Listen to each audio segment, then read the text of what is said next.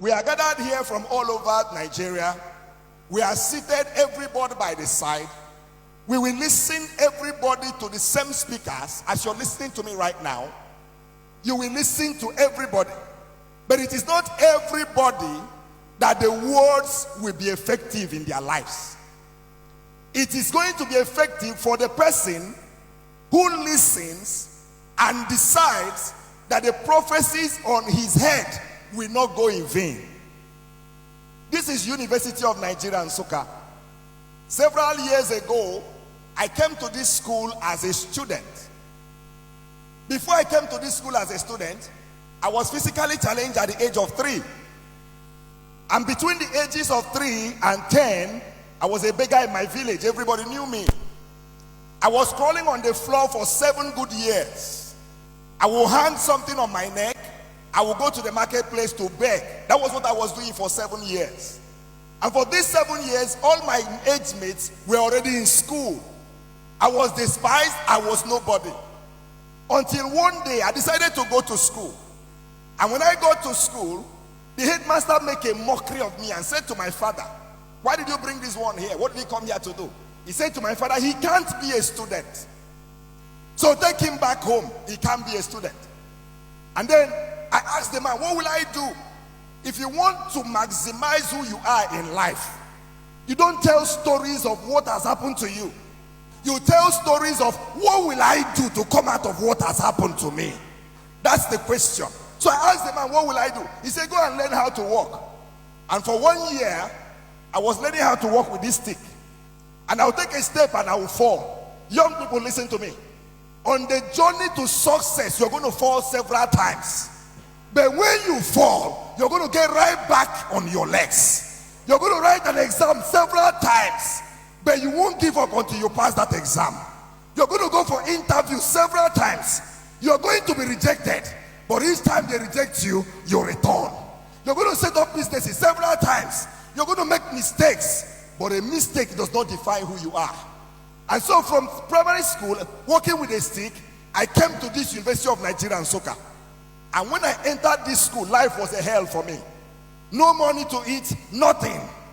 And then, to make matters worse, I didn't have a leg to walk with. I was telling my driver that brought me that I used to walk from 6 flats to Akintola Hostel with this stick in my hand. Why? Because I wanted to prove somebody wrong. I knew I might be physically challenged, but that is not who I am. I know that you might not be beautiful according to people's standards, but that's not who you are.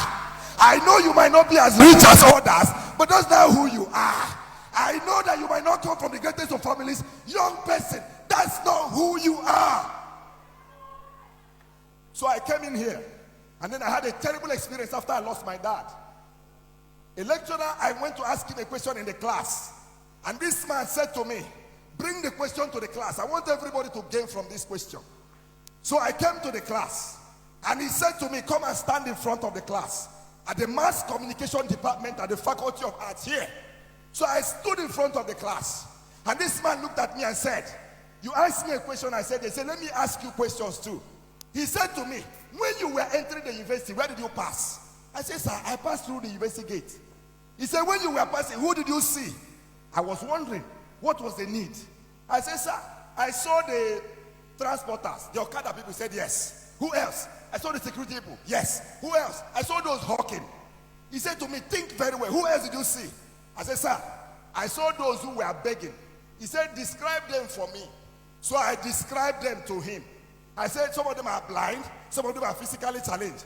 This lecturer pointed me in my face and said to me, "That's where people like you stay, at the gate."